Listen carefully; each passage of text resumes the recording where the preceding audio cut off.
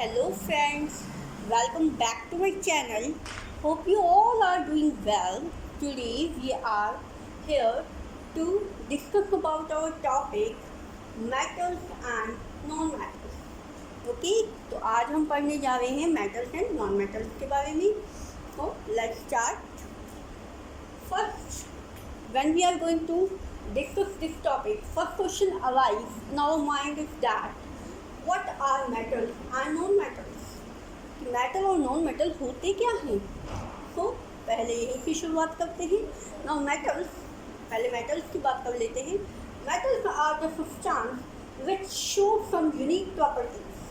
ठीक है, मेटल्स जो हैं वो सब्सटेंस हैं जो कुछ यूनिक प्रॉपर्टीज शो करते हैं. ठीक है, जो उनमें जो है कुछ यूनिक प्रॉपर्टीज होती है मेटल्स में, और जो वो यूनिक प्रॉपर्टी शो करते हैं वो जो है उन सब्सटेंस को जो है हम कैटेगराइज करते हैं एज ए मेटल. तो कौन सी प्रॉपर्टीज हैं वो जान लेते हैं. तो properties are M malleability. Metals की प्रॉपर्टी पढ़ रहे हैं हम पहले. तो M stand for malleability, E for electric conductivity, and T tensile strength, E alloy, L luster, and F sonorous. तो ये जो प्रॉपर्टीज हैं, ठीक है, ये जो प्रॉपर्टीज हैं ये ओनली मेटल्स में मिलती हैं, नॉन मेटल्स में ये नहीं मिलती. तो ये प्रॉपर्टीज के बेसिस पे ही, इन्हीं प्रॉपर्टी के बेसिस पे और कुछ और प्रॉपर्टीज होती हैं उनके बेसिस पे मेटल्स और नॉन मेटल्स को डिफ्रेंशिएट भी किया जाता है. ठीक है, तो ये एम मेटल का जो एम है वो स्टैंड करता है मैलेबिलिटी के लिए, E for electric conductivity, T for tensile strength, A for alloy, L for lustre and S for sonorous. ये property only and only metals में आपको देखने को मिलेंगी. नॉन मेटल्स कभी भी ये प्रॉपर्टी शो नहीं करता. ओके, तो मेटल्स क्या होते हैं? मेटल्स वही सब्सटेंस होते हैं जिनमें ये प्रॉपर्टीज होती हैं, और जिनमें ये प्रॉपर्टीज नहीं होती तो वो होते हैं non metals. Okay, I hope ये पॉइंट क्लियर हो गया होगा यहाँ पे. और इन प्रॉपर्टीज को हम डीपली स्टडी करेंगे आगे चैप्टर में. अभी इनको नहीं स्टडी कर रहे हैं, अभी बस ये है कि मेटल्स और नॉन मेटल्स क्या है, बट लेटर ऑन हम इनको पूरे डिटेल में स्टडी करेंगे one by one. Now, our next point is what are metals and non-metals made up of? Metals और non-metals किस चीज़ से बने हैं. ठीक है, तो ये जानने के लिए कि किस चीज़ से बने हैं मेटल एंड नॉन मेटल, हमें जो है पहले जानना होगा एटम के बारे में. Okay, now what is atom? Atom is the basic and the smallest unit of the matter. Atom जो है वो बेसिक और स्मॉलेस्ट यूनिट है metal. And atom are made up of proton, neutron and electron. Proton is having the positive sign. Okay, proton is having positive sign and neutron having no sign and electron having negative sign. Okay, so atom is made up of 3 particles, that is proton, neutron and electron. Now, a group of similar atoms make elements. Okay, जब बहुत सारे same type के element together होते हैं तो एक group बनाते हैं. उस ग्रुप को हम नेम देते हैं एलिमेंट. ठीक है, अब एलिमेंट भी अलग अलग तरीके के होते हैं. कि कैसे होते हैं वो अलग अलग तरीके के, कि एक टाइप के मैटर एक ग्रुप बनाएंगे, सेकेंड टाइप के मैटर दूसरा ग्रुप बनाएंगे. तो इस तरीके से क्या है कि एक टाइप के एटम्स का एक ग्रुप बन गया, उसको एलिमेंट 1 कह दिया, और दूसरे टाइप के एटम्स का दूसरा ग्रुप बन गया, उसको एलिमेंट 2 कह दिया. ठीक है, तो अकॉर्डिंग टू एटम्स एलिमेंट्स जो है वो डिफरेंट टाइप के होते हैं. बट एलिमेंट होते क्या हैं? एलिमेंट होते हैं एटम्स का ग्रुप. ओके, बहुत सारे एलिमेंट्स जो हैं एक ही तरह के इकट्ठे होते हैं, टुगेदर होते हैं, and they make a group, and this group is called element. अब क्या है अब इन एलिमेंट्स में जो एटम्स होते हैं, मैंने आपको अभी बताया कि वो अलग अलग टाइप के होते हैं, अलग अलग एलिमेंट में अलग अलग टाइप के एटम होते हैं, ठीक है। तो उनकी क्या है कि अपनी अपनी एक प्रॉपर्टी है, एटम्स अलग अलग हैं तो उनकी अपनी अपनी अलग अलग प्रॉपर्टी है, और उन प्रॉपर्टीज़ के हिसाब से एलिमेंट्स को दो नाम दिए गए हैं, that is metal and non metal, क्योंकि उन प्रॉपर्टीज़ के हिसाब से एलिमेंट्स को दो कैटेगरीज में कैटेगराइज किया गया है, डिवाइड किया गया है, and these are metals and non metals. So in last we are able to say that metals and non-metals are made up of elements which are further made up of atoms. Okay, कि metal और non metal जो है वो elements से मिलके बने हैं, और एलिमेंट्स क्या है, इन टर्न जो है वो एटम का ग्रुप है, एटम से बनके बने हैं। और अगर एटम की बात की जाए तो वो एक बेसिक और स्मॉलेस्ट यूनिट है मैटर की, जो कि बना है proton, neutron and electron. Okay, now our next point is minerals. Okay, तो मिनरल्स क्या हैं? They are naturally occurring elements. हमने पढ़ा था कि जो मेटल और नॉन मेटल्स हैं वो एलिमेंट्स से हमें मिलते हैं, ठीक है। मतलब जो डिफरेंट एलिमेंट होते हैं, डिफरेंट एटम्स के, वो प्रॉपर्टी के बेसिस पे डिवाइड किए जाते हैं, एंड देन हम उन्हें मेटल और नॉन मेटल का नाम देते हैं, ठीक है। तो अब ये जो एलिमेंट है ये आते कहाँ से हैं, ठीक है, मीन्स हम इनको ऑब्टेन कहाँ से करते हैं।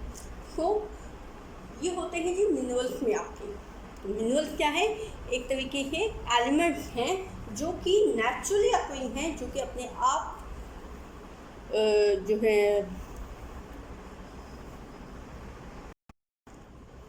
ये आते हैं आपके मिनरल्स में, जो कि नेचुरली अक्रिंग हैं, और ये जो हैं कहाँ मिलते हैं हमें? Found deep under the earth crust में मिलते हैं। ये मीन्स जो अर्थ है उसकी बिल्कुल गहराई में हमें ये मिलते हैं, ठीक है। तो मिनरल्स की फॉर्म में हम इनको ऑब्टेन करते हैं। अब मिनरल्स की क्या प्रॉपर्टीज़ हैं, इसकी भी कुछ प्रॉपर्टीज़ हैं अपनी। तो मिनरल्स जो है वो एक तो सॉलिड फॉर्म में आपको मिलेंगे हमेशा, ना वो गैस की फॉर्म में मिलती है, ना ही वो आपको लिक्विड फॉर्म में मिलेंगी। They are always found in solid form, ठीक है। तो सॉलिड स्टेट में वो आपको मिलेंगी। देन नेक्स्ट क्या है? वो इनऑर्गेनिक है, ठीक है। ये ऑर्गेनिक कभी नहीं होते हैं, ये जो है इनऑर्गेनिक होते हैं। अब ये इनऑर्गेनिक क्या है इसको आगे हम समझेंगे, ठीक है। बट अभी क्या है कि मिनरल्स क्या है, वो सॉलिड होते हैं और इनऑर्गेनिक होते हैं, and found deep under the earth में बहुत गहराई में हमें ये मिलते हैं, ठीक है। नेचुरली अक्रिंग है, अपने आप होते हैं ये, ठीक है। कोई मैनमेड नहीं है, इंसान द्वारा इनको नहीं बनाया जाता है। ये जो है नेचुरली अक्रिंग एलिमेंट्स हैं, और इन्हीं से फिर जो है हम मेटल्स डिस्कवर करते हैं, ऑब्टेन करते हैं। सो अब बात आ जाती है कि कैसे करते हैं। जो मिनरल्स होते हैं उनमें एक और क्वालिटी होती है कि उनकी जो कंसंट्रेशन होती है, जो कंपोजिशन जो होती है, कि कितनी कंसंट्रेशन में क्या होगा, ठीक है। जो उनमें जो भी उनमें पार्टिकल्स होते हैं, ठीक है, जो भी सब्सटेंस उनमें होते हैं, वो जो है एक फिक्स कॉम्पोजिशन में होते हैं। और वो जो फिक्स कॉम्पोजिशन होती है, वो अगर उस फिक्स कंपोजिशन में अगर मेटल की कंपोजिशन ज़्यादा है तो फिर उस मिनरल को हम कहते हैं ओर। मीन्स जिस मिनरल की कंपोजिशन में मेटल जो है वो ज़्यादा कंसंट्रेशन में प्रेजेंट होता है, ठीक है, जिस मिनरल की कंपोजिशन में मेटल जो है वो ज़्यादा कंसंट्रेशन में प्रेजेंट होता है, तो उस मिनरल को हम ओर कहते हैं, ओर। ओके, तो उसको क्या कहते हैं? ओर। सो ओर क्या होते हैं आपके?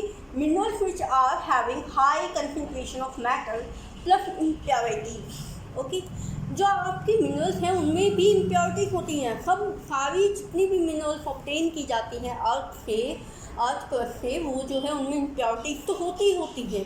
और इनमें एक बहुत ही अच्छी क्वालिटी होती है कि सब कुछ फिक्स होता है, इनकी जो कंपोजिशन है वो बहुत फिक्स्ड है, ठीक है। तो इन्हीं की कंपोजिशन में कुछ मिनरल्स ऐसी पाई जाती हैं जिनमें मेटल की जो कंसंट्रेशन है वो ज़्यादा होती है, और उन मिनरल्स को हम कहते हैं ओर। ठीक है। तो एक और बात यहाँ से निकल के सामने आती है कि all ores are minerals but not all minerals are ore. ठीक है। मतलब क्या कि सारे जो ओर होते हैं वो मिनरल्स होते हैं, ठीक है, लेकिन सारे मिनरल्स ओर नहीं होती। तो इस चीज़ को हम कैसे एक्सप्लेन करेंगे, कैसे जस्टिफाई करेंगे कि मिनरल्स वही ओर होते हैं जिनमें मेटल की कंसंट्रेशन ज़्यादा होती है, लेकिन सारे मिनरल्स में तो मेटल की कंसंट्रेशन नहीं ज़्यादा होती। ठीक है, इसलिए बस वही मिनरल्स और होती हैं जिनमें मेटल की कंसंट्रेशन ज़्यादा होती है, बाकी की और नहीं होती। ठीक है, लेकिन और तो मिनरल्स ही होती हैं। ठीक है, और जो है वो मिनरल्स ही होती हैं, सारे और जो है वो मिनरल होते हैं, लेकिन सारी मिनरल जो है वो और नहीं होती है, बस वही मिनरल और होती हैं जिनमें मेटल की कंसंट्रेशन ज़्यादा होती है। So we are able to say that metals are obtained from mineral ores. Okay, we are able to say that metals are obtained from mineral ores. तो थोड़ा सा डिस्कशन कर लेते हैं इनऑर्गेनिक और ऑर्गेनिक के बारे में। इनऑर्गेनिक क्या होता है और ऑर्गेनिक क्या होता है, अभी हमने पढ़ा था कि जो मिनरल होती हैं वो जो है इनऑर्गेनिक होती हैं। तो अभी इनऑर्गेनिक क्या है इसको समझना ज़रूरी है।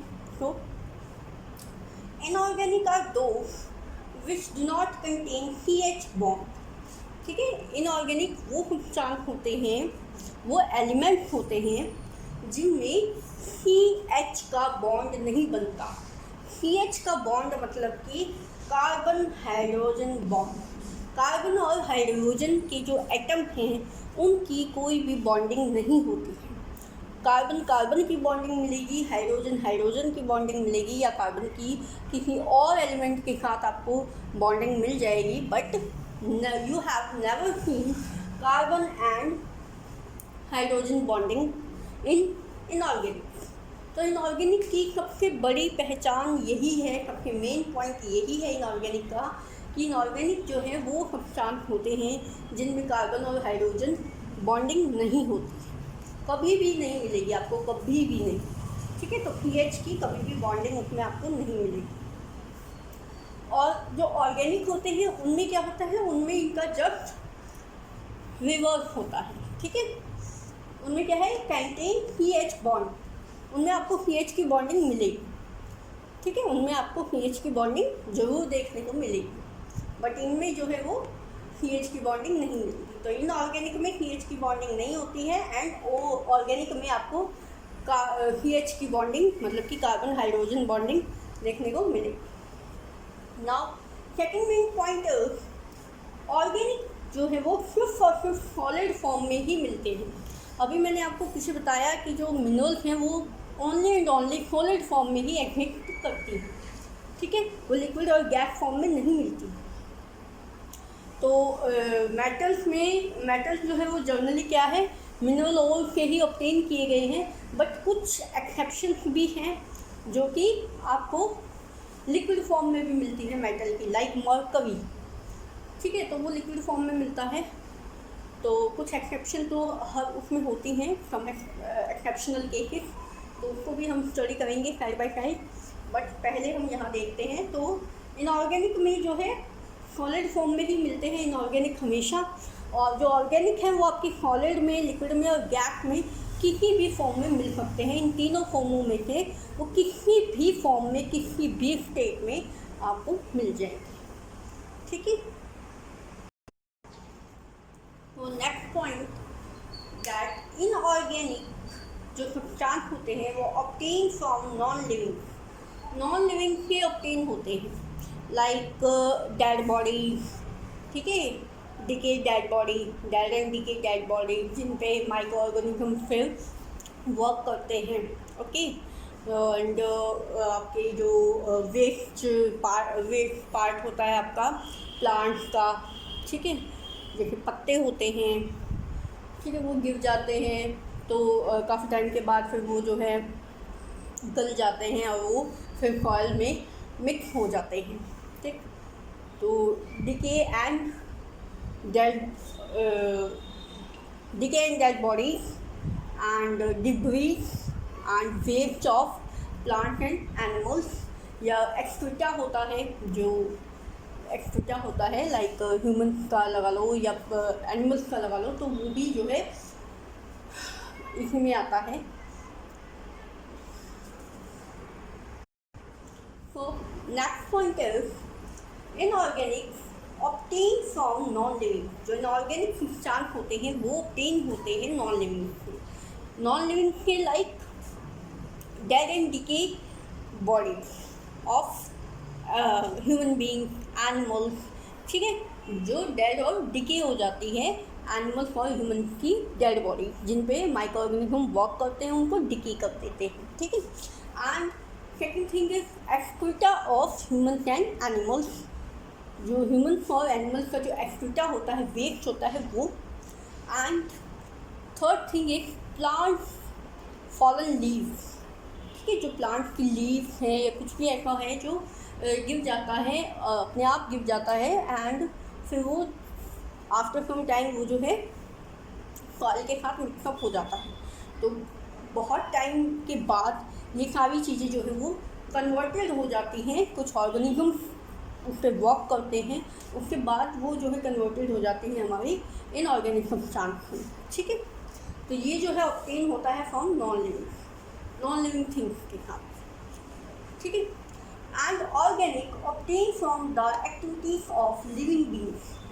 जो लिविंग बींग्स हैं लाइक वी ह्यूमन, हम कुछ एक्टिविटी करते हैं उससे ऑर्गेनिक बनता है। लाइक आजकल ऑर्गेनिक फार्मिंग कर रहे हैं लोग। ठीक है, फार्मर्स ने जो है एक नया तरीका अपना लिया है फार्मिंग का, ऑर्गेनिक फार्मिंग। उसकी डिटेल हम यहाँ नहीं करेंगे, बस इतना जान लो कि ये जो है ये डेड एंड डिके से होता है, वेस्ट से होता है, और ये जो है ये लिविंग बींग्स की एक्टिविटीज से होता है। ठीक है, तो और ये इनऑर्गेनिक आपको नॉन लिविंग से ऑब्टेन होगा, और जो ऑर्गेनिक है वो आपको लिविंग से ऑब्टेन होगा। Now next thing is organic जो सब्सटेंस होते हैं वो क्या है, आयनिक बॉन्ड से बनते हैं। Ionic bond, okay, ionic bond से बनते हैं। और इनऑर्गेनिक सब्सटेंस और जो ऑर्गेनिक होते हैं वो कोवलेंट बॉन्ड से बनते हैं। ठीक, तो इनको समझ लेते हैं थोड़ा सा।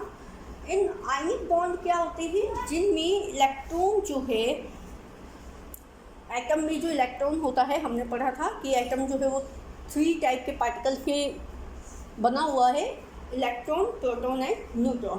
तो जो बॉन्ड बनता है, जो बॉन्डिंग होती है जब एटम्स की एलिमेंट्स बनाने के लिए, तो उनमें क्या होता है कि इलेक्ट्रॉन की शेयरिंग होती है और इलेक्ट्रॉन की परमानेंट ट्रांसफ़र होती है। ठीक, तो जो आयनिक बॉन्ड है उनमें क्या होता है, उनमें इलेक्ट्रॉन का परमानेंट ट्रांसफ़र होता है दूसरे एटम में। एक एटम का इलेक्ट्रॉन दूसरे एटम में चला जाता है परमानेंट। ठीक है, परमानेंटली चला जाता है। एक एटम का इलेक्ट्रॉन दूसरे एटम में परमानेंटली चला जाता है।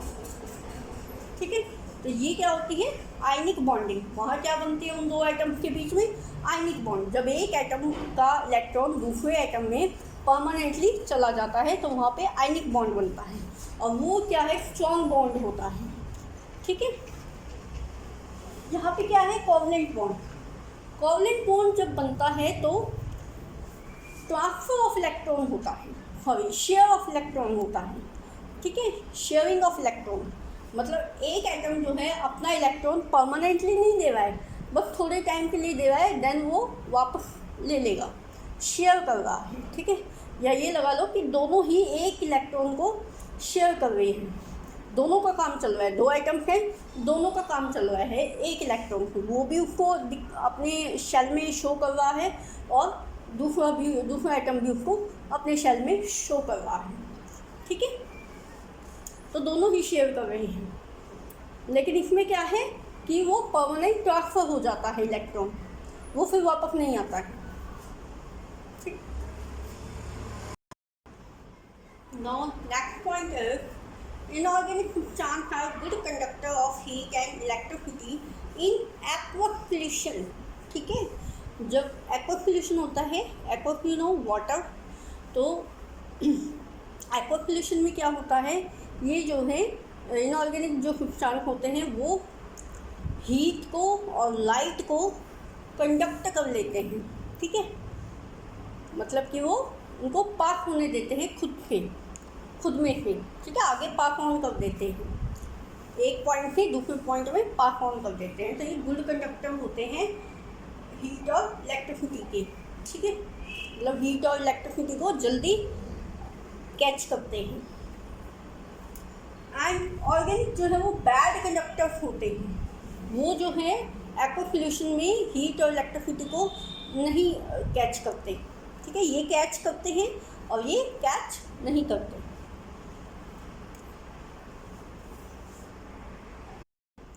अब हम आ जाते हैं इनके एग्जाम्पल्स पे। तो इनऑर्गेनिक के जो एग्जाम्पल्स हैं वो है आपका ammonia, sodium chloride, sulphuric acid. ठीक है, अमोनिया में देखिए N और H, इसमें C और H की बॉन्डिंग नहीं मिलेगी। जहाँ पे भी C और H की बॉन्डिंग नहीं है कार्बन और हाइड्रोजन की, वो है आपका इनऑर्गेनिक। तो सोडियम क्लोराइड में भी NaCl है, यहाँ पे भी कोई H और C की बॉन्डिंग नहीं है। सल्फ्यूरिक एसिड, यहाँ पे भी आपको H2SO4 में भी आपको कहीं भी नहीं मिलेगी। ऐसे ही और भी बहुत सारे होते हैं, जैसे कि आपका होता है कैल्शियम कार्बोनेट CaCO3 एंड आपका सल्फ्यूरिक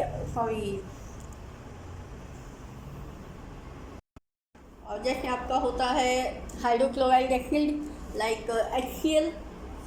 ठीक है, तो ऐसे बहुत सारे मिलेंगे आपको जिनमें जो है C और H की बॉन्डिंग नहीं होती है। एंड अब देख लेते हैं ऑर्गेनिक के एग्जांपल्स। तो इसके एग्जांपल हैं आपके प्रोटीन। ठीक है, प्रोटीन दैट इज न्यूट्रिएंट। ठीक है, तो प्रोटीन है न्यूक्लिक एसिड। न्यूक्लिक एसिड कौन से होते हैं, DNA, RNA। ठीक है, एंड जो कि पॉलीपेप्टाइड बॉन्ड से बनते हैं, पॉलीपेप्टाइड चेन होती है इनमें, अमाइनो एसिड्स की, अमाइनो एसिड्स आपस में कनेक्ट होते हैं। तो इनमें भी इनमें जो है C और H की बॉन्डिंग आपको देखने को मिलती है। ठीक है, एंड प्रोटीन का जब आप स्ट्रक्चर स्टडी करेंगे तो उसमें भी आपको C और H की बॉन्डिंग मिलेगी। नाउ आपके एंजाइम्स हैं। ठीक है, लाइक लैक्टोज, अमाइलोज। ठीक है, तो इनमें भी आपको CH की बॉन्डिंग मिलेगी। ग्लूकोज का जो स्ट्रक्चर होता है उसमें आपको CH की बॉन्डिंग मिलती है। नाउ ऐसे ही आपकी शुगर है, शुगर में भी लाइक हेक्सेन शुगर। ठीक है, पेक्टोज शुगर, तो उसमें भी आपको ये मिलेगी C और H की बॉन्डिंग। तो इनमें सारों में इनके जो सारों के जो स्ट्रक्चर आप स्टडी करोगे उनमें आपको हर एक में C और H की बॉन्डिंग देखने को मिलेगी। बट यहाँ पे जो है ज़्यादातर आपके फॉल्ट होंगे, मेनली तो फॉल्ट होंगे, और उनमें आपको मेन चीज़ ये मिलेगी, कॉमन जो सब में मिलेगी कि C और H की बॉन्डिंग नहीं मिलेगी। One more point is that inorganic जो सब्सटेंस होते हैं वो जो जब रिएक्शन करते हैं, ठीक है, तो वो क्या है, सॉल्ट बनाते हैं लाइक NaCl है। ठीक है, CaCl है, कैल्शियम क्लोराइड, सोडियम क्लोराइड। ठीक है, तो इस टाइप के वो जो है सॉल्ट्स बनाते हैं। एंड ऑर्गेनिक जो है वो कभी भी सॉल्ट नहीं बनाते, दे डू नॉट फॉर्म सॉल्ट। वो कभी भी सॉल्ट नहीं बनाएंगे। RNA, DNA, प्रोटीन, एंजाइम्स, ये कभी भी सॉल्ट नहीं बनाते। ठीक है, ग्लूकोज, शुगर, ये कभी नहीं बनाएंगे सॉल्ट। ये जो है विदाउट सॉल्ट होते हैं एंड दे फॉर्म सॉल्ट। हमारा जो कॉमन सॉल्ट होता है NaCl का, वो जो है इनऑर्गेनिक होता है। Okay, now we are going to discuss about the physical property of both metals and non metal. तो अब हम फिजिकल प्रॉपर्टी को डिस्कस करेंगे मेटल और नॉन मेटल की, और फिजिकल प्रॉपर्टी के बेसिस पे हम देखेंगे। ठीक है, उनके बिहाफ पे हम देखेंगे कि इनमें क्या डिफरेंस है। तो let's start. our very first point of physical property of metals, that metal remain solid at room temperature. ठीक है, मेटल्स हमेशा ही रूम टेम्परेचर पर सॉलिड रहते हैं. ठीक है, उनकी कभी भी स्टेट जो है वो फिजिकल स्टेट जो है वो चेंज नहीं होती है, मतलब वो लिक्विड या गैस नहीं बनते हैं, वो हमेशा ही सॉलिड फॉर्म में रहते हैं. ठीक है, but in turn non metals क्या है, रूम टेम्परेचर पे आपके सॉलिड भी हो सकते हैं, लिक्विड भी हो सकते हैं और गैसेस भी हो सकते हैं. ठीक है, गैसियस भी हो सकते हैं, लिक्विड भी हो सकते हैं और सॉलिड भी हो सकते हैं. ये तीनों फॉर्म में मिल सकते हैं आपको रूम टेम्परेचर पर. ठीक है, बट अब जैसे जैसे हम प्रॉपर्टीज पढ़ते जाएंगे फिजिकल प्रॉपर्टीज, तो हम एक्सेप्शन के केसेस हैं, जो एक्सेप्शन मेटल्स या एक्सेप्टेड जो नॉन मेटल्स हैं उनको भी रीड आउट करेंगे साथ के साथ. ये बहुत इंपॉर्टेंट है, ये जरूर पूछे जाते हैं. ठीक है, तो हमने बताया कि मेटल जो है वो सॉलिड रहते हैं रूम टेम्परेचर पे, तो इसमें एक एक्सेप्शन केस है और वो है मरकरी का. ठीक है, मरकरी एक मेटल है, बट वो जो है remain liquid at room temperature. Room temperature पे वो जो है लिक्विड रहता है. ठीक है, वो सॉलिड फॉर्म में एग्जिस्ट नहीं करता है, वो लिक्विड फॉर्म में एग्जिस्ट करता है. तो ये एक्सेप्शन है. ओके, तो नेक्स्ट पॉइंट है boiling and melting point. So metals में having high melting and boiling point. Metals में क्या होता है, हमेशा ही हाई मेल्टिंग और हाई ही बॉइलिंग पॉइंट होता है. ठीक है, तो नॉन मेटल्स में क्या होता है, having low melting and boiling point. तो नॉन मेटल में बिल्कुल इनका रिवर्स होता है मेटल्स का. इनमें जो है लो मेल्टिंग और लो बॉइलिंग पॉइंट होता है. ठीक है, मेल्टिंग और बॉइलिंग पॉइंट में हम क्या समझते हैं कि ये जो है मेटल जो है ना तो जल्दी से मेल्ट होते हैं और ना ही ये जल्दी से बॉयल होते हैं. ठीक है, और इनका क्या है कि ये जल्दी से मेल्ट हो जाते हैं और जल्दी से ये बॉयल हो जाते हैं. बट एक्सेप्शन है, एक्सेप्शनल केस हैं और वो दोनों में है. तो मेटल के एक्सेप्शन केस क्या है, caesium, lithium, gallium, potassium, sodium. ठीक है, जो हाई रिएक्टिव मेटल्स हैं, एक रिएक्टिविटी वीक होती है मेटल की, तो अकॉर्डिंग टू देयर रिएक्शन, तो उनमें जो सबसे अपर पोजीशन पे जो मेटल हैं जैसे पोटाशियम, सोडियम, तो ये जो हैं इनमें ये पाया जाता है कि इनका जो मेल्टिंग और बॉइलिंग पॉइंट होता है वो लो होता है. ठीक है, तो ये जो है जल्दी से रिएक्ट कर जाते हैं और जल्दी से ये जो है मेल्ट हो जाते हैं, जल्दी से ये बॉयल हो जाते हैं. ठीक है, रूम टेम्परेचर पे. एंड बाकी के जो भी हैं तो सीजियम है, लिथियम है, गैलियम है, पोटाशियम है और सोडियम है. इन सब का बॉइलिंग पॉइंट जो है वो लो है, मेल्टिंग पॉइंट लो, बट ये है मेटल. तो ये आपके आ गए एक्सेप्शनल केस में. एंड जब नॉन मेटल का एक्सेप्शन केस है कार्बन. कार्बन जो है वो उसका जो है मेल्टिंग पॉइंट बहुत ज़्यादा होता है. ठीक है, एंड बॉइलिंग पॉइंट भी बहुत ज़्यादा होता है, मतलब कि बहुत हाई मेल्टिंग और बॉइलिंग पॉइंट है कार्बन का. ठीक है, so now our next point, metals are generally very hard. ठीक है, मेटल्स जो है वो बहुत हार्ड सरफेस के होते हैं. ऐसा नहीं है कि हमने थोड़ा सा प्रेशर दिया और वो जो है ब्रेक हो गई, वो टूट गई, नहीं, ऐसा नहीं होता है. मेटल जो है थोड़े हार्ड सरफेस के होते हैं. And non metal again reverse very soft, ये बहुत ही सॉफ्ट होते हैं. आप इन पर थोड़ा सा प्रेशर दो तो ये जो है ब्रेकअप हो जाते हैं. ठीक, अब इनमें भी एक्सेप्शन केसेस हैं हमारे. तो मेटल्स में जो एक्सेप्शन केसेस हैं वही high reactive metals like sodium, potassium, lithium, ये जो हैं दे आर सॉफ्ट, ये सॉफ्ट होते हैं लाइक नॉन मेटल्स.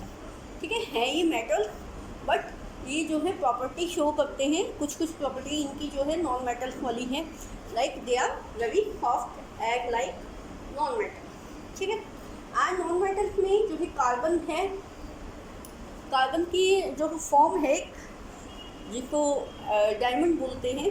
ठीक है, आप सबने देखा होगा. तो डायमंड जो है वो बहुत ही हार्ड है, उसका जो सरफेस है वो बहुत हार्ड है. ठीक है, वो सॉफ्ट नहीं है। वो जो प्रॉपर्टी शो करता है वो मेटल की प्रॉपर्टी शो करता है। ठीक है, तो कार्बन जो है वो हार्ड है। नाउ और नेक्स्ट प्रॉपर्टी है मेटेलिक लस्टर। ठीक है, लस्टर क्या होता है? शाइन। तो metals they have shiny surface called metallic lustre. ठीक है, तो मेटल्स में जो है शाइनी सरफेस होता है, उनका जो सरफेस होता है मेटल्स का वो शाइन करता है। ठीक है, और उसको हम क्या कहते हैं? Metallic lustre. ठीक है, एंड इसका अपोजिट होता है नॉन मेटल्स में, दे do not have any shine, उनमें कोई शाइन नहीं होती, दे आर डल, वो डल होते हैं, उनमें कोई मेटेलिक लस्टर नहीं होता, कोई शाइन नहीं होती उनकी सरफेस में। बट एक्सेप्शनल केस है, नॉन मेटल्स में आयोडीन का। ठीक है, आयोडीन जो होता है उसमें शाइन होती है, उसमें मेटेलिक लस्टर होता है। ठीक है, कभी नमक को जो है, नमक का एक जो पीस होता है फुल, उसको कभी ध्यान से देखो तो उसका जो सरफेस होता है वो थोड़ा शाइन करता है। ठीक है, तो वो जो है आयोडीन जो है वो प्रॉपर्टी शो करता है मेटल्स वाली, और है ये नॉन मेटल। ठीक है, अब क्या होता है, जो नॉन मेटल्स होते हैं वैसे तो उनमें मेटेलिक लस्टर होता है लाइक आयरन। ठीक है, but when these metals lose their luster whenever exposed to air, जब जो है ये मेटल्स जो हैं एयर के कांटेक्ट में आ जाते हैं। ठीक है, जब भी ये मेटल जो है एयर के डायरेक्ट कांटेक्ट में आ जाते हैं तो ये रिएक्ट कर जाते हैं, जो एयर में जो गैसेस प्रेजेंट होती हैं, जो ऑक्साइड्स प्रेजेंट होती हैं जैसे कि कार्बोनेट, सल्फाइड, उनके साथ ये जो है रिएक्ट कर जाते हैं, और उस रिएक्शन में क्या होता है कि इनकी जो ये शाइन होती है ये लॉस हो जाती है। ठीक है, तो ये जो है ख़त्म हो जाती है, और इन पे जो है एक कोटिंग हो जाती है, थिन लेयर ऑफ एक मतलब एक जो है ऑक्साइड्स की ही, उन्हीं जिन गैसेस से ये रिएक्ट करते हैं उनके ऑक्साइड्स की इन पे कोटिंग हो जाती है। ठीक है, थिन लेयर हो जाती है, थिन लेयर की कोटिंग हो जाती है इन पे, जैसे कि जो आपका आयरन होता है उस पर कोटिंग हो जाती है ना, ब्राउन कलर की कोलिजन हो जाता है उसको, तो वो वाला। ठीक है, तो ये क्यों होता है? एयर के कांटेक्ट में आने के, और एयर में क्या है? गैसेस हैं जिनके साथ आपका मेटल जो है वो रिएक्ट करता है, और क्या हो जाती है? मेटल ऑक्साइड की कोटिंग हो जाती है इनके ऊपर। फिर जो है उससे क्या होता है, इनकी जो शाइन होती है वो डलनेस में चेंज हो जाती है। Next property is of malleability. जो हमने स्टार्टिंग में जब मेटल की डेफिनेशन की थी तो वहाँ पे हमने एम फॉर मेलेबिलिटी पढ़ा था, और मैंने आपसे कहा था कि इसको हम लेटर ऑन डिस्कस करेंगे। तो नाउ अब हम उसको डिस्कस कर रहे हैं। तो malleability, metals having property of malleability. तो मेटल्स में प्रॉपर्टी होती है मेलेबिलिटी की। मेलेबिलिटी क्या होता है कि मेटल्स को थिन शीट्स में चेंज किया जा सकता है बीट करके। ठीक है, मेटल के सरफेस को बीट करके उनको जो है थिन शीट्स में चेंज किया जा सकता है। वो जो है टूटती नहीं है, थिन शीट्स में चेंज हो जाती है। क्यों नहीं टूटती? क्योंकि उनका जो सरफेस होता है मेटल्स का वो हार्ड होता है। जैसा कि हमने पहले पढ़ा है कि मेटल्स का जो सरफेस होता है वो हार्ड होता है, और क्योंकि मेटल्स का सरफेस हार्ड होता है इसलिए उनको जो है बीट करके उनकी थिन शीट बनाई जा सकती हैं, और उन्हीं थिन शीट बनाए जाने की प्रक्रिया को हम क्या कहते हैं? मेलेबिलिटी। ठीक है, तो ये प्रॉपर्टी होती है मेटल्स में। ठीक, क्यों होती है? क्योंकि इनका सरफेस हार्ड होता है। और जो जैसे ज्वेलरी के जो मेटल्स होते हैं जिनकी ज्वेलरी बनती है, लाइक गोल्ड है, प्लैटिनम है, ठीक है, सिल्वर है, इनकी मेलेबिलिटी जो वो बहुत ज़्यादा होती है। They have a good malleability.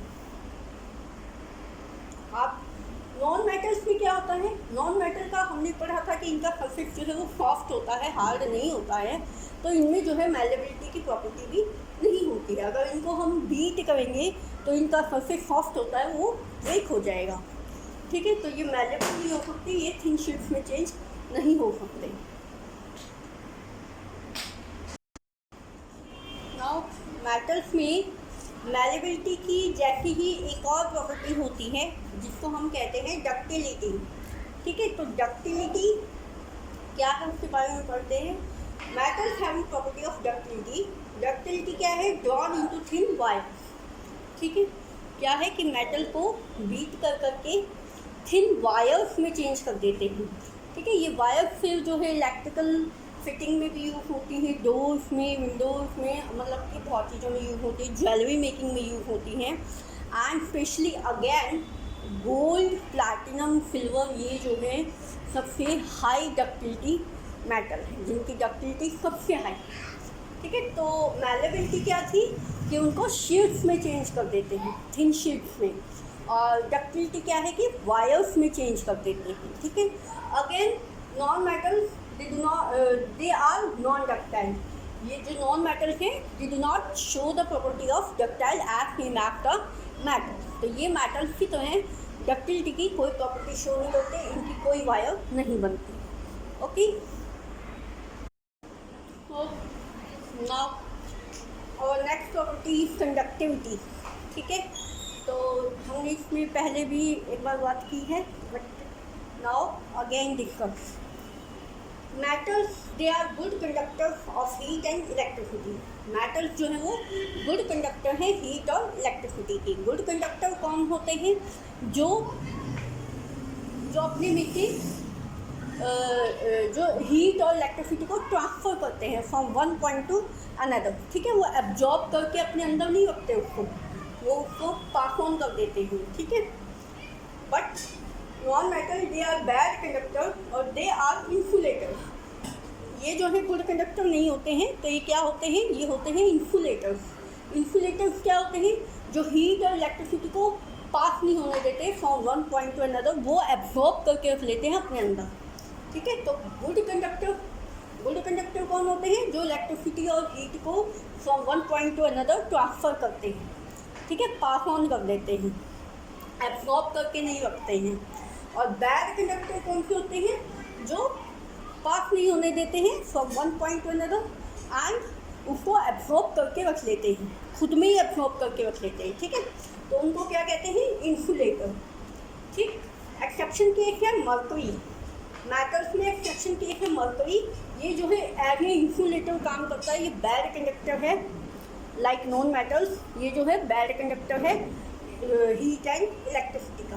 ठीक है, एंड इसमें है कार्बन की एक फॉर्म होती है ग्रेफाइट, तो वो जो है वो है तो non metal but property show करता है मेटल की, that it is a good conductor of heat and electricity. Okay, now our last but not least physical property, that is snorosity। ठीक है, तो स्नोरोफिटी क्या है? ये भी आपकी जब हमने मेटल की डेफिनेशन रीड आउट की थी, दैट व्हाट आर मेटल्स। ठीक है, तो वहाँ पे हमने इसको पढ़ा था, तो अब इसको डिस्कस कर लेते हैं। So metals having property of sonority. Now what is it?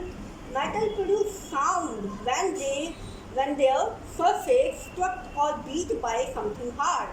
Metals जो हैं वो साउंड प्रोड्यूस करते हैं। ठीक है, तो मेटल्स में प्रॉपर्टी होती है साउंड प्रोड्यूस करने की। जब उनके सरफेस को किसी हार्ड चीज़ के साथ बीट किया जाता है, स्टक किया जाता है, तो वो जो है साउंड प्रोड्यूस करते हैं। ठीक है, they produce sound when their surface are beaten by something hard. ठीक है, तो स्नोरोफिटी का मतलब क्या है? Sonority is a property to produce sound and no metal in turn did not show sonority. ये स्नोरोफिटी शो नहीं करते। इनके जो सरफेस होता है, आप उसको अगर किसी हार्ड सब्सटेंस के साथ बीट करोगे तो ये जो है कोई आवाज़ प्रोड्यूस नहीं करेगी। एंड स्नोरोफिटी मेटल का बहुत ही अच्छा एग्जाम्पल है आपकी स्कूल बेल। वो मेटल की बनी होती है और जब भी उसको बीट किया जाता है तो वो बजती है। ठीक है, वो साउंड प्रोड्यूस करती है। तो sonority is the property to produce sound and this is the property of only metals. सिर्फ मेटल्स में ही मिलती है, नॉन मेटल्स में नहीं मिलती। ओके, नाउ और next point is to study chemical properties of metals and non metals. तो अब हम मेटल्स एंड नॉन मेटल्स की केमिकल प्रॉपर्टी पे डिस्कशन करते हैं। So first one is metals when react with oxygen.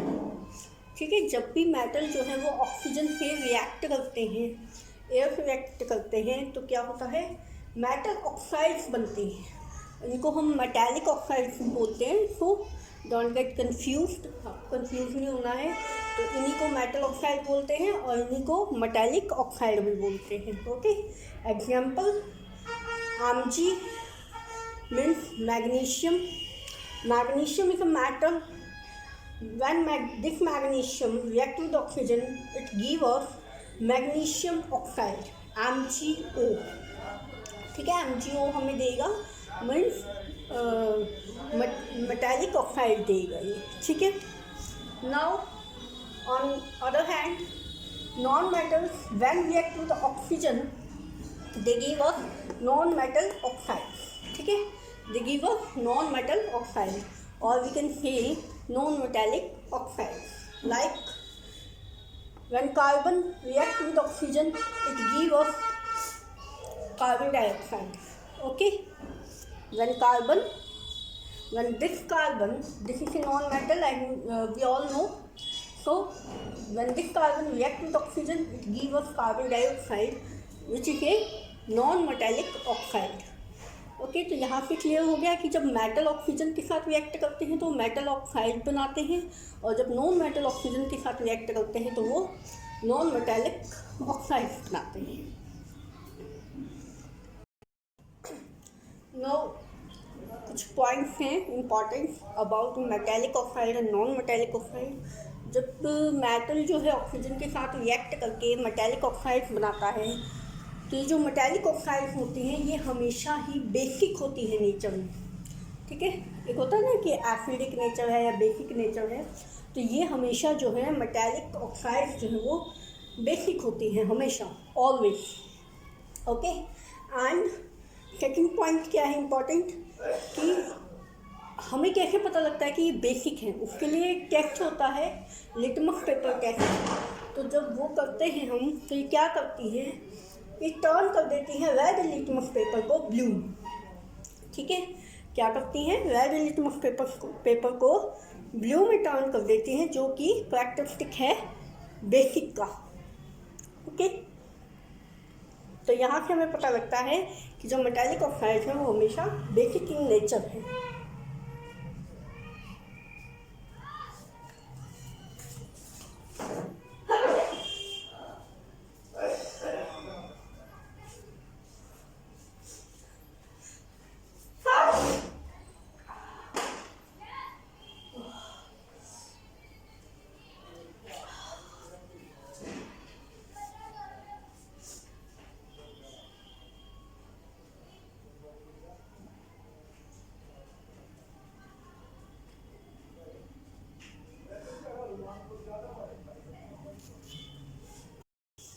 And on another hand, what we see that non-metallic oxides are always acidic। तो ये क्या है, बिल्कुल अपोजिट है नॉन मेटालिक ऑक्साइड के। ठीक है, don't get confuse, I am again saying that non metallic oxide जो है वो एसिडिक है, बिल्कुल अगेंस्ट है मेटालिक ऑक्साइड के, क्योंकि ये बेसिक है। ठीक, देन सेकंड बात क्या है इनकी, that they turn blue litmus paper into red. Okay, ये क्या करती है, ये ब्लू लिटमस को रेड में टर्न कर देती है। ठीक है, ब्लू लिटमस को क्या करती है, ये रेड में टर्न कर देती है, रेड में turn blue litmus into red. तो जो कि एक कैरेक्टर है आपका नॉन मेटालिक एसिडिक का। ठीक है, नाउ जो मेटालिक ऑक्साइड्स आपकी बनी थी वो जब वाटर के साथ रिएक्ट करेंगी, आगे चल के जब मेटेलिक ऑक्साइड्स की रिएक्शन जब वाटर के साथ होगी तो हमें क्या मिलेगा, मेटल हाइड्रोक्साइड। ठीक है, what we get, metal hydroxide. Example क्या है, MgO। MgO मतलब कि मेटेलिक ऑक्साइड। ठीक है, मैग्नीशियम ऑक्साइड। जब ये मैग्नीशियम ऑक्साइड वाटर के साथ रिएक्ट करेगी तो ये हमें क्या देगी, magnesium hydroxide. Okay, what we get, magnesium hydroxide. Okay, in turn ये देखिए, नॉन मेटेलिक ऑक्साइड जब वाटर के साथ रिएक्ट करती हैं, ठीक है, when non metallic oxide react with water they give us non metal hydroxide. जैसे मेटल हाइड्रोक्साइड देती है ऐसे ये नॉन मेटल हाइड्रोक्साइड देती है। ठीक है,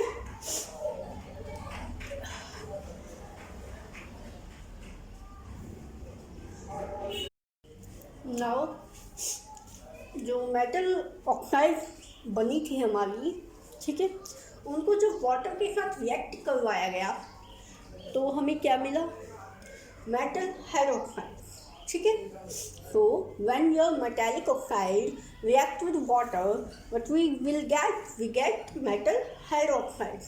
For an example, magnesium oxide, as we all know that magnesium oxide is a metallic oxide. ठीक है, so this metallic oxide when react with water, MgO, when react with H2O, we get MgOH2. So what is this?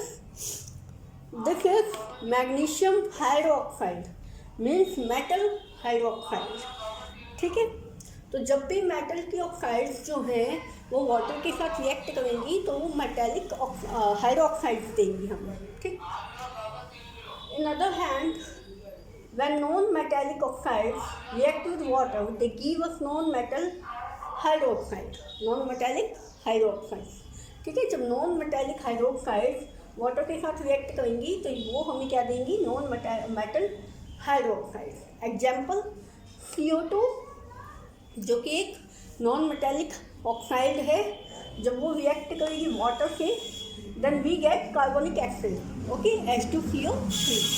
What we will get, we will get carbonic acid which is a non metal hydroxide. ये जो carbonic acid हमें मिला है ये carbonic acid जो हमें मिला है H2CO3, ये एक नॉन मेटेलिक हाइड्रोक्साइड है। ठीक है, और CO2 हमें पता है कि ये जो है एक नॉन मेटेलिक ऑक्साइड है। तो जब नॉन मेटेलिक ऑक्साइड वाटर के साथ रिएक्ट करेगी तो हमें जो है नॉन मेटेलिक हाइड्रोक्साइड देगी।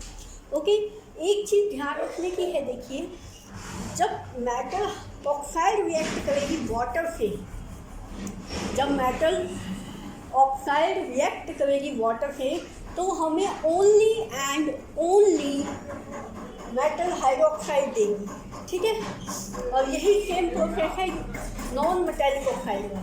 जब नॉन मेटेलिक ऑक्साइड भी वाटर से रिएक्ट करेगी तो वो हमें only and only non metal hydroxide देगी, कुछ भी लेफ्ट प्रोडक्ट हमें नहीं मिलेगा। ठीक है, कुछ भी हमें लेफ्ट प्रोडक्ट नहीं मिलेगा, साथ में कुछ नहीं मिलेगा। देखो इसके साथ भी कुछ नहीं है, इसके साथ भी कुछ नहीं। ठीक, तो हमें कुछ नहीं मिलेगा और कुछ हमें साथ में नहीं मिलेगा, only and only metal hydroxide and non metallic hydroxide मिलेंगी। ठीक है, नाउ और नेक्स्ट पॉइंट इज, अभी हमने पढ़ा था कि जो मेटल ऑक्साइड्स बनी थी वो वाटर के साथ रिएक्ट होकर से हमें मेटल हाइड्रोक्साइड्स मिली थी। ठीक है, लेकिन अब हम बात कर रहे हैं कि जब मेटल रिएक्ट करेगा वाटर से, ओनली मेटल, यहाँ मेटल ऑक्साइड नहीं है। ओके, तो बी केयरफुल, आपको डिफरेंस खुद समझ में आ जाएगा जब आप एक बार इसको थॉरली रीड आउट करेंगे कि वहाँ पे हम बात कर रहे थे मेटल ऑक्साइड्स की, यहाँ हम बात कर रहे हैं ओनली मेटल्स की। ओके, तो मेटल जो है जब करेगा H2O के साथ, वाटर के साथ, तो हमें मिलेगी metallic hydroxide plus H2 plus हमें क्या मिलेगी, हाइड्रोजन गैस, और वो भी क्या, एक पॉप साउंड के साथ। ठीक है, लेकिन कुछ फटता है तब आवाज़ आती है ना, तो वो पॉप साउंड के साथ हमें ये मिलेगी क्या, H2 गैस। तो ये एक रिएक्शन की एक इंडिकेटिव पॉइंट कह सकते हैं आप, ये है कि हमें जब मेटल रिएक्ट होते हैं वाटर के साथ तो हमें मिलती है metal hydroxide plus H2 with a pop sound, ठीक है, विद अ पॉप साउंड। जब मेटल ऑक्साइड रिएक्ट कर रही थी वाटर के साथ तो हमें सिर्फ और सिर्फ मेटल हाइड्रोक्साइड मिल रही थी। जब मेटल ऑक्साइड रिएक्ट कर रही थी वाटर के साथ तो हमें सिर्फ मेटल हाइड्रोक्साइड मिल रही थी, वहाँ पे कोई भी H2 हमें नहीं मिल रही थी, ठीक है। इस बात को ध्यान रखेंगे कि जब मेटल ऑक्साइड रिएक्ट करती है वाटर के साथ तब हमें only and only metal hydroxide मिलती है, कोई भी लेफ्ट प्रोडक्ट लाइक H2 हमें नहीं मिलता, ठीक है, कुछ भी नहीं मिलता। लेकिन जब मेटल रिएक्ट करता है वाटर के साथ तो हमें जो है मेटल हाइड्रोक्साइड तो मिलती ही है, साथ में हमें H2 मिलती है with a pop sound. Okay, तो आई होप यहाँ से आपका पॉइंट क्लियर हुआ होगा। लाइक एग्जाम्पल क्या है, MgO, ठीक है, magnesium oxide when react with water, इसमें क्या है देखिए, when MgO magnesium oxide when react with water, sorry, when Mg एक मेटल है magnesium, so when Mg react with water it give us MgOH, मतलब कि मैग्नीशियम हाइड्रोक्साइड एंड H2, ठीक है। एंड क्या देगा हमें, साइड प्रोडक्ट क्या देगा, left product that is H2 with a pop sound, ठीक है। आज नॉन मेटल्स की बात की जाए तो नॉन मेटल्स कभी भी रिएक्ट ही नहीं करेंगे वाटर के साथ, ठीक है, ये नहीं करते रिएक्ट वाटर के साथ, ओके। नॉन मेटल्स की ऑक्साइड्स तो करती है वाटर के साथ रिएक्ट, नॉन मेटेलिक ऑक्साइड्स तो करेंगी, लेकिन वो जो सिंपल आपका नॉन मेटल होगा वो नहीं करेगा, ठीक है। इस बात को भी याद रखें कि नॉन मेटल्स कभी भी वाटर के साथ रिएक्ट नहीं करते हैं, लेकिन जो इनकी ऑक्साइड होती है वो करती है मेटल के साथ रिएक्ट। और क्योंकि ये मेटल के साथ रिएक्ट नहीं करते हैं इसलिए हमें क्या करना पड़ता है, हम क्या करते हैं,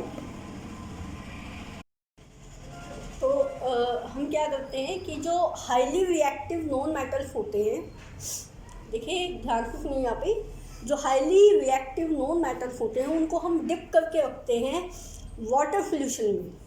क्यों? क्योंकि हमें पता है कि भाई जो नॉन मेटल है वो वाटर के साथ कोई रिएक्शन नहीं देंगे, एज इट इज रहेंगे, ठीक है।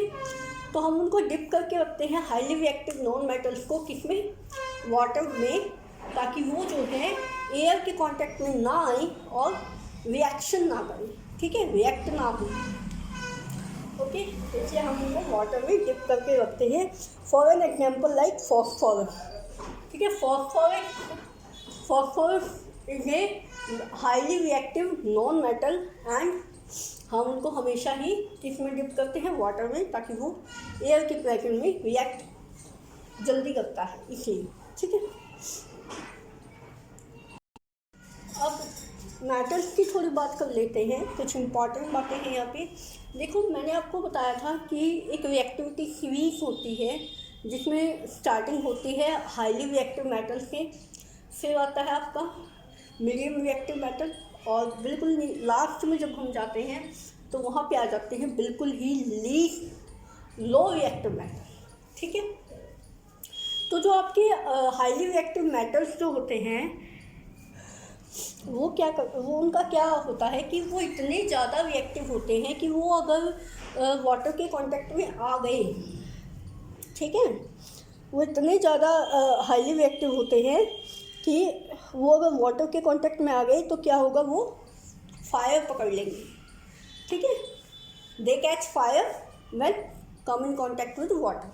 तो इसलिए उनको थोड़ा सा वाटर से दूर रखा जाता है, because they are very very highly reactive. Example है आपका पोटाशियम, ठीक है।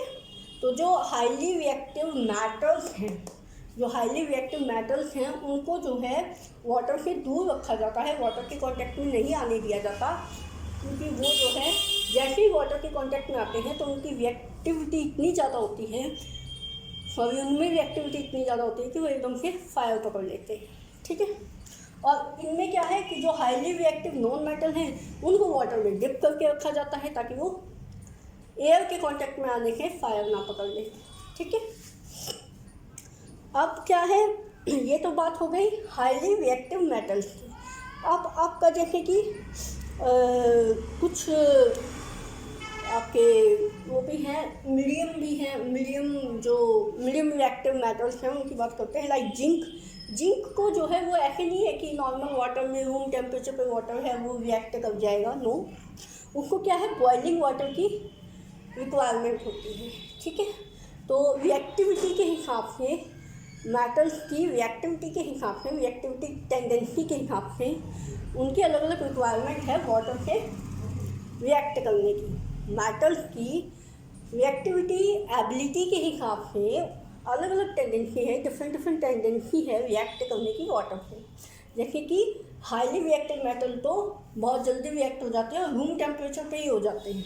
ठीक है, इसलिए उन्हें तो दूर रखना पड़ता है। लेकिन जो मीडियम रिएक्टिव मेटल्स हैं वो क्या है, उनको बॉइलिंग वाटर की ज़रूरत होती है। वो रूम टेम्परेचर पे पानी रखा है आप, उसके साथ रिएक्ट नहीं होंगी जब तक वो बॉयल नहीं होगा। ठीक है, एग्जाम्पल है आपका मैग्नीशियम और जिंक। ठीक है, जिनको क्या है बॉइलिंग वाटर की नीड होती है। ठीक है, उसके बाद आता है आपका आयरन। आयरन भी आपका ये लगा लो कि लीस्ट रिएक्टिव मेटल ही है। वाटर की बात हो रही है यहाँ पे, एयर की नहीं। तो आयरन जो है वो उसको स्टीम चाहिए। उसको जो है ना तो boiling water, sorry normal water नहीं चाहिए आयरन को, उसको स्टीम चाहिए। जब उसको स्टीम मिलेगी, भाप मिलेगी, तब वो रिएक्ट करेगा। ठीक है, तो जैसे so in last we can say that zinc, magnesium, iron are less reactive toward water। तो वो इतने ज़्यादा रिएक्टिव नहीं है वाटर की तरफ कि बस रूम टेम्परेचर पर वाटर रखा है, वो जैसे उसके कांटेक्ट में आए वैसे ही उन्होंने फायर कर दी। नहीं, ऐसा कुछ नहीं होगा। ठीक है, उनको जो है उनका अलग अलग क्राइटेरिया है वाटर के साथ रिएक्ट करने का। किसी को स्टीम चाहिए, किसी को बॉइलिंग वाटर चाहिए। ठीक है, अब कुछ ऐसे भी वाटर हैं जो कि कुछ ऐसे भी मेटल्स हैं जो बिल्कुल ही नीचे आते हैं, बिल्कुल ही लास्ट में आते हैं रिएक्टिविटी सीरीज के, और वो जो है पानी से रिएक्ट ही नहीं करते हैं। जैसे कि नॉन मेटल नहीं करते हैं पानी से रिएक्ट, वैसे ही very least reactive metals are not react with water. Like आपका गोल्ड, सिल्वर, ठीक है, मर्करी, प्लैटिनम, कॉपर, तो ये जो है वाटर से रिएक्ट नहीं करते। ओके, तो याद रखना है आपको कि रिएक्टिविटी सीरीज में जो अपर हैं, जो हाईली रिएक्टिव मेटल हैं, वो तो बहुत जल्दी रिएक्ट करते हैं वाटर के साथ, उनको वाटर के कांटेक्ट से दूर रखा जाता है। जो मीडियम रिएक्टिव मेटल हैं लाइक आपका मैग्नीशियम, जिंक, आयरन, इनका अपना क्राइटेरिया है वाटर के साथ रिएक्ट करने का। ये नॉर्मल रूम टेम्परेचर वाटर के साथ रिएक्ट नहीं करते हैं, ये बॉइलिंग वाटर और स्टीम वाटर के साथ ही रिएक्ट करते हैं। और जो बिल्कुल ही लो लेवल के मेटल्स हैं लाइक आपका गोल्ड, प्लैटिनम, सिल्वर, ठीक है, मर्करी, ये जो है ये रिएक्ट ही नहीं करते हैं वाटर के साथ। ओके, देखिए नाउ अब हम अपने थर्ड पॉइंट पे आ जाते हैं। जब मेटल्स जो है एसिड्स के साथ रिएक्ट करते हैं। ठीक है, अभी तक हमने पढ़ा कि मेटल जो है एयर के साथ रिएक्ट करते हैं, वाटर के साथ करते हैं, और अब एसिड के साथ। तो जब मेटल्स जो है वो डाइल्यूट एसिड के साथ करते हैं, डाइल्यूट एसिड आपका जैसे कि HCl, ठीक है, जो कंसनट्रेटेड ना हो, डाइल्यूट फॉर्म में हो। ठीक, तो जब ये डाइल्यूट एसिड के साथ रिएक्ट करते हैं मेटल, तो ये सॉल्ट और H2 गैस प्रोड्यूस करते हैं विद अ पॉप साउंड। ठीक है, when metals react with dilute acids, dilute mean बिल्कुल लिक्विड फॉर्म में हुआ। ठीक है, तो डाइल्यूट एसिड के साथ जब रिएक्ट करेंगे तो हमें देंगे ये सॉल्ट और H2 gas with a pop sound. Okay, और वही क्या है कि जब मेटल्स जो है वो नॉन डाइल्यूट एसिड के साथ करेंगे, जब मेटल्स जो है वो नॉन डाइल्यूट एसिड के साथ रिएक्ट करेंगे, मेटल्स नॉन डाइल्यूट एसिड के साथ जब रिएक्ट करेंगे तो हमें देंगे only and only salt, no H2, no pop sound. ठीक है, तो डाइल्यूट एसिड के साथ जब करेंगे तो सॉल्ट और H2 मिलेगा, और नॉन डाइल्यूट के साथ जब रिएक्ट करेंगे तो हमें सिर्फ और सिर्फ सॉल्ट मिलेगा। ठीक है, देन यहाँ पे देख लेते हैं नॉन मेटल्स में क्या है कि ये रिएक्ट ही नहीं करते वाटर के साथ। ठीक है, ये क्या है, वाटर के साथ रिएक्शन देते ही नहीं हैं नॉन मेटल्स। ठीक है, जनरली ये ये जो है इनका क्या कहते हैं, कोई भी एसिड हो कैसा भी है वो आपका, वेदर इट इज डाइल्यूट और नॉन डाइल्यूट, ठीक है, ये जो है ये नहीं रिएक्शन देते नॉन मेटल्स वाटर के साथ। बट जो हाईली रिएक्टिव मेटल्स होते हैं लाइक फॉस्फोरस, सल्फर, वो रिएक्ट करते हैं वाटर के साथ। ठीक है, ये एक्सेप्शन केस हैं आपके हाईली रिएक्टिव मेटल्स। जो हाईली रिएक्टिव जो नॉन मेटल्स होते हैं लाइक सल्फर, फॉस्फोरस, ये रिएक्ट करते हैं वाटर के साथ, लेकिन ये भी ओनली प्रोडक्ट देंगे, H2 गैस ये भी नहीं देंगे। ठीक है, तो कोई H2 गैस इसमें प्रोड्यूस ही नहीं होती है। ठीक, एक बार दोबारा से मैं आपको रिवाइज करवा देती हूँ। When metal react with dilute acid, they give us salt and H2 gas with a pop sound, and when metal react with non-dilute acid means कि concentrated एसिड के साथ जब ये रिएक्ट करेंगे तो ये हमें देंगे ओनली सॉल्ट। ठीक है, और non metal generally do not react with water, react ही नहीं करते वाटर के साथ, but highly reactive non metals like phosphorus and sulphur react with water, ये वाटर के साथ रिएक्ट करते हैं। ठीक है, एंड बट क्या है कि H2 गैस प्रोड्यूस नहीं होती, no H2 gas produces. Okay, और जो ये हाईली रिएक्टिव नॉन मेटल्स है ना, ये भी ऐसा नहीं है कि एकदम से बहुत ज़्यादा रिएक्ट करेंगे वाटर से, ये भी थोड़े मतलब करते हैं, बट इतना नहीं करते हैं, एक लिमिट में करते हैं। Now our next point is reactivity series. ठीक है, रिएक्टिविटी सीरीज में देखते हैं। तो यहाँ से ये जो आपके मेटल्स हैं 2, 3, 4, 5, ये जो 5 आपके मेटल हैं, फर्स्ट 5 मेटल्स जो हैं वो हाईली रिएक्टिव हैं, बहुत ज़्यादा रिएक्टिव। ठीक है, 1 मिनट में वो जो है वाटर के कांटेक्ट में भी और एयर के कांटेक्ट में भी फायर कैच कर लेते हैं। ठीक, कौन कौन से हैं, potassium, sodium, calcium, magnesium and aluminium. ठीक है, एक ट्रिक है जिनके पीछे यम आता है, वो आपके हाईली रिएक्टिव मेटल। ठीक है, नाउ अब आता है आपका जिंक, आयरन, टीन, लेड। ठीक है, ये तो 5 आपके हो गए हाईली रिएक्टिव। ठीक, और फिर जब तक इन 5 को छोड़ के जब तक हाइड्रोजन नहीं आ जाता, ठीक है, इन 5 को छोड़ के जब तक हाइड्रोजन नहीं आ जाता, जैसे कि जिंक, आयरन, टीन, लेड। ठीक है, zinc, iron, tin and lead, ये क्या है आपकी मीडियम रिएक्टिव मेटल हैं, एवरेज हैं, ना ज़्यादा ना कम। ठीक है, एवरेज हैं, बीच के हैं। और फिर आपका जो हाइड्रोजन है वो कंपैरिजन के लिए लिया गया है बस। ठीक है, यहाँ पे ओनली फॉर कंपैरिजन है, वो जो है आपका मेटल में नहीं आता। ठीक है, क्योंकि हमने पढ़ा था कि मेटल्स जो हैं ओनली सॉलिड फॉर्म में एग्जिस्ट करते हैं, गैसियस फॉर्म में एग्जिस्ट नहीं करते। ये सिर्फ और सिर्फ कंपैरिजन के लिए है यहाँ पे।